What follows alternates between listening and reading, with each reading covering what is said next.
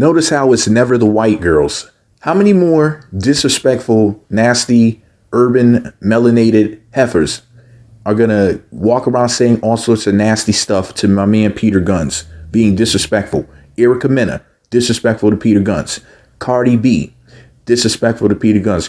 Hold up. How you gonna mention my name in this video? I thought this video was about Shekinah. What I gotta do with this? I got enough problems. Do you want to see me in court? No, Cardi, I don't want to see you in court. Well, keep my name out of your mouth before things get real, Buster. Cardi, don't be threatening me. Listen. That ain't no threat, promise. No, well, don't be promising me nothing except for some of them cheeks, okay? Listen, but you was mad disrespectful to Peter Gunz. Erica Mena was mad disrespectful, and so was Shekinah. Let me finish this video. All right, I'm gonna let you finish this video, but you better stop mentioning me and talking shit, because shit can get real dark in here, you know what I'm saying? I'll mess around and hurt you for real. You know what I'm saying? Bust your side of your head with something.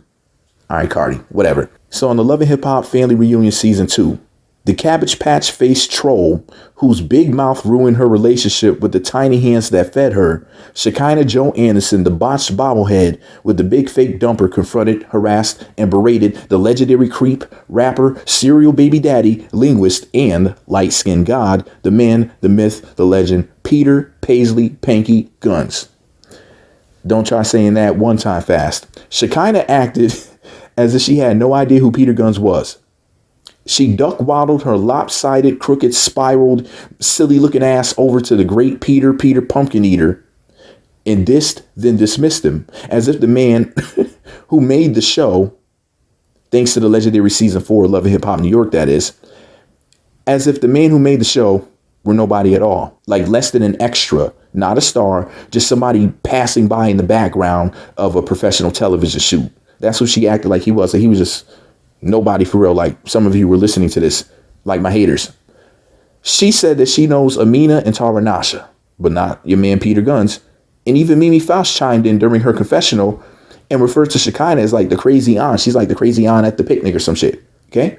And Tara, who happens to be the mother of 2 of his children, said that she cringed when Shekinah was going off on Peter because Peter is a part of her family and she's on defense mode because she wants to know what the problem is. In other words, she thought that Shekinah was acting overboard, just like Mimi thought. OK, so for the record, I'm not the only one that's saying that Shekinah was doing too much. Shekinah is such a nasty, condescending, accusatory, offensive, negative female stereotype, sapphire trope. She even mocked Peter Gunz's looks and took things to the point where she said that she was disappointed that they let him get them pregnant. I mean, in my opinion, that's borderline allegedly like saying that you think that somebody's baby was like a mistake or something, like some foul shit, like you just being grimy. OK, allegedly. OK, like at least that's the way that I interpreted it. Like what are you trying to say? Like watch your big mouth. Stupid. But Shekinah is so delusional. She said everybody in the world knows her. Listen, the only place that Shekinah. Now, you listen here, Oompa Loompa. The only place that Shekinah gets approached is in Atlanta or at the buffet when they snatch her up and inform her that all you can eat doesn't mean eat it all, Butterball. This fool called Peter Gunz Freddy Kreuger. How does trash like her get away with saying stuff like that? Well, first of all, she's a woman. Second of all, she's a black woman. And third of all, she's built like a teenage sumo wrestler. So people will let her just say whatever she wants. You know, they ignore the nasty things that come out of her mouth. I'm tired of these sisters thinking that they can get away with whatever they want. Fuck your feminism. How are you going to act like a toxic feminist pig on television, calling people names, talking about the way that people look, all sorts of just nobody says anything directly to you. Everybody just sits back and shakes their head. You're beyond correction. Who are you? You know, imagine if Peter Gunz said those mean things back to her. We would never hear the end of how much of a disrespectful man he is. Every blog will be discussing it. All these news sites, TMZ, Media Takeout, everybody would cover it. The Jasmine Brand, Gossip, which is black gossip. All of these big websites, YouTubers and whatnot, everybody be like, did y'all hear what Peter Gunz said to Shekinah? Everybody would be throwing him under the bus. Everybody would discuss it, and that would just be it. He would be, quote unquote, canceled. I mean, what if Peter Gunz said, don't make me put an apple in your mouth and roast you?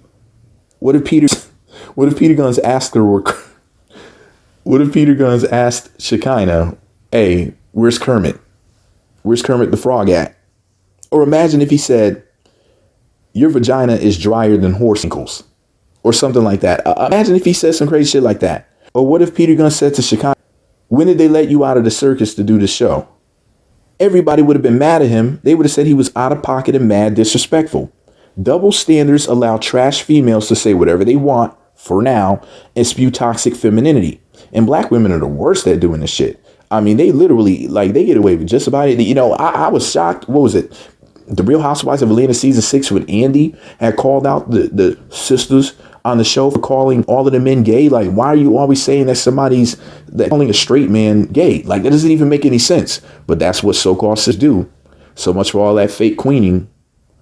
How dare you walk up to a man, back to Shekinah and Peter, because if I start talking about the Real Housewives stuff and, you know, and all of like the gay slander, it's like, I don't understand how, if you're a gay man or bisexual or whatever, I don't understand how you could be a friend with these heifers after they slandered a straight man's name by saying that he was one of you. She don't use that as an insult to a straight man. So you should be offended. You should be like, hey, wait a minute. Like, how can you use, you know, this person's lifestyle as an insult? It doesn't make any sense.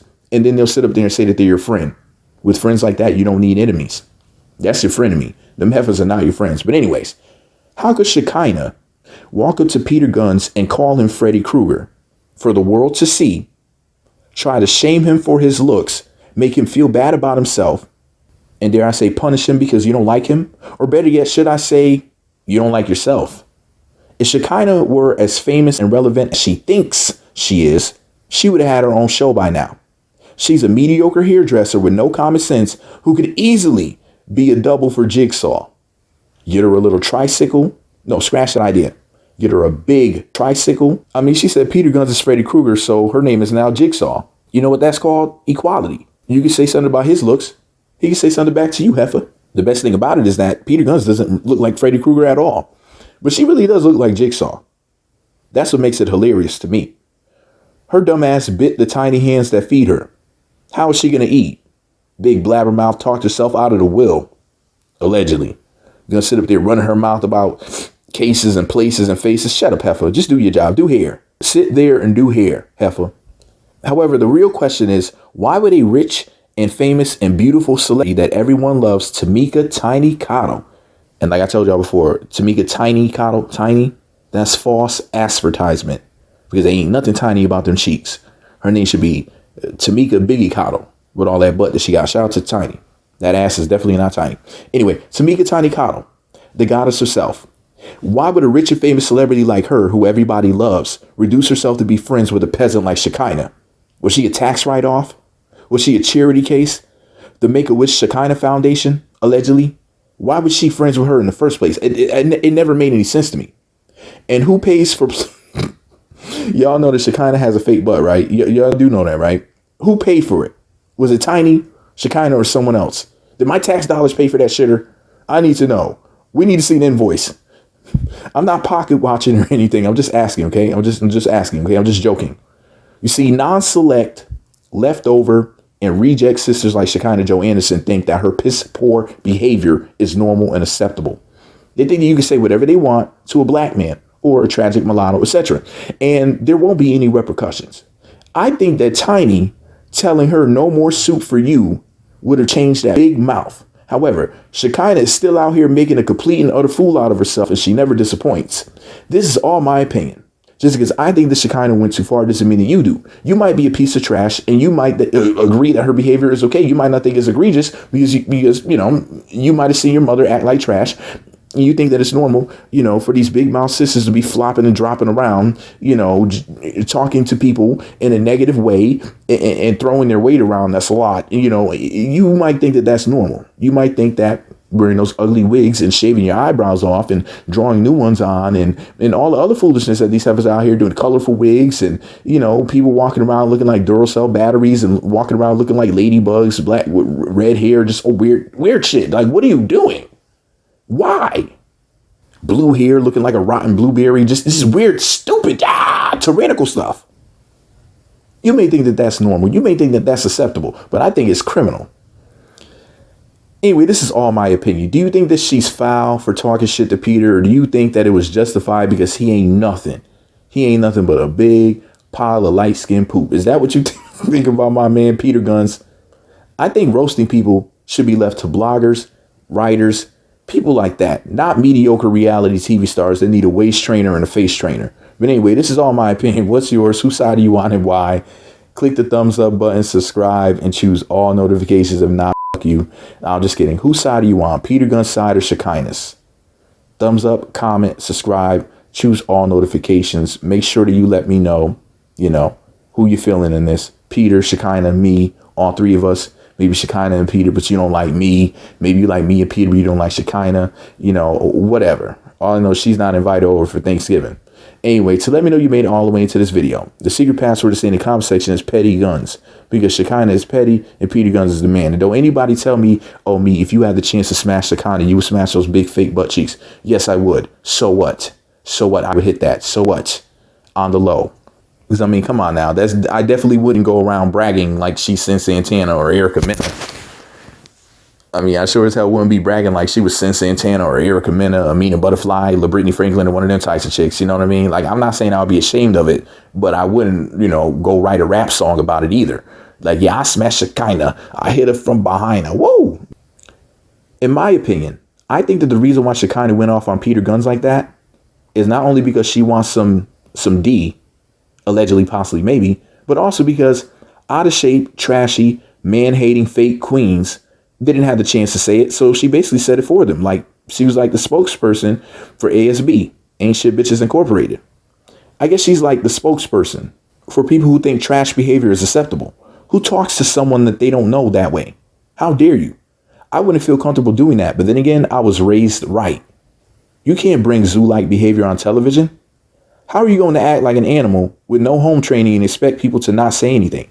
Peter Gunz never did anything to this heifer. What makes her think it's okay for her to trash him in that way? Talk about misandry, which is the real misogyny when it's done to men. Misandry and double standards. Anyway, post your opinions below. Your opinions matter more than mine. Do you think that she was wrong and out of pocket for saying what she said, saying those nasty, harsh things to him? Do you think that she needs to go somewhere and wash her stinking feet? Like, what do you think that she needs to do as opposed to talking crap to Peter?